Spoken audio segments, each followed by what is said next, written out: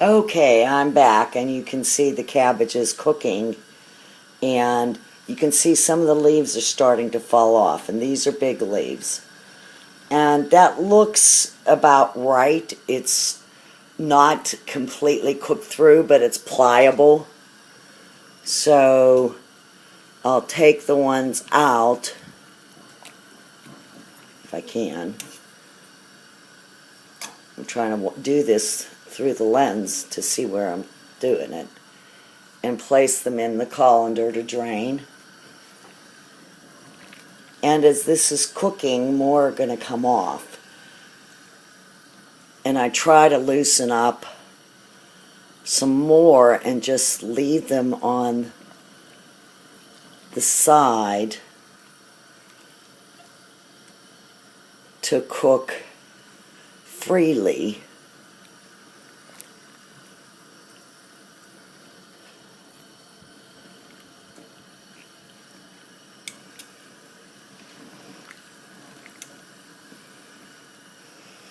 And they really only cook a couple minutes each leaf, and but it moves it along a little bit quicker if you loosen them from the head of cabbage.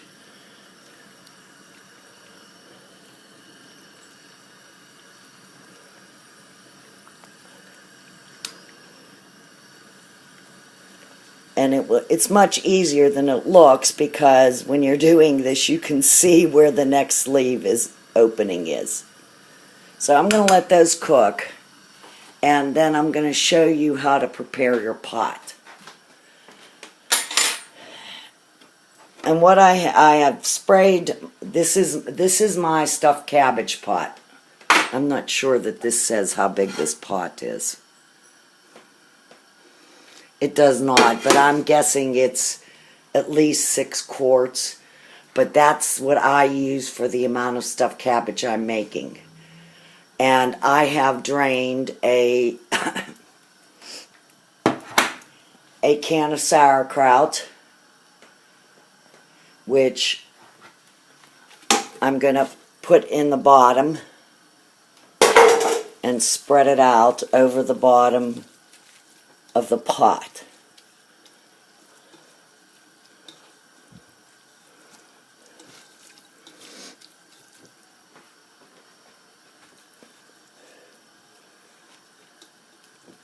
And then I have here,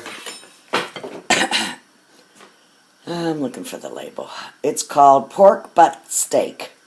Now this is a little bit more than I usually use. This is actually 2.5 pounds.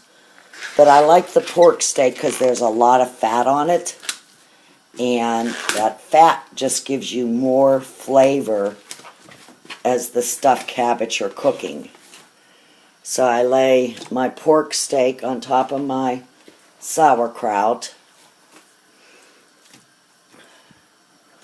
And this is actually very delicious at the end. The problem is it will just fall right off the bone if you just pick it out and eat it with some mashed potatoes and some juices.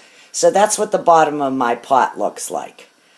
I'm going to let my cabbage continue, and the next phase I'll show you how to mix the mixture.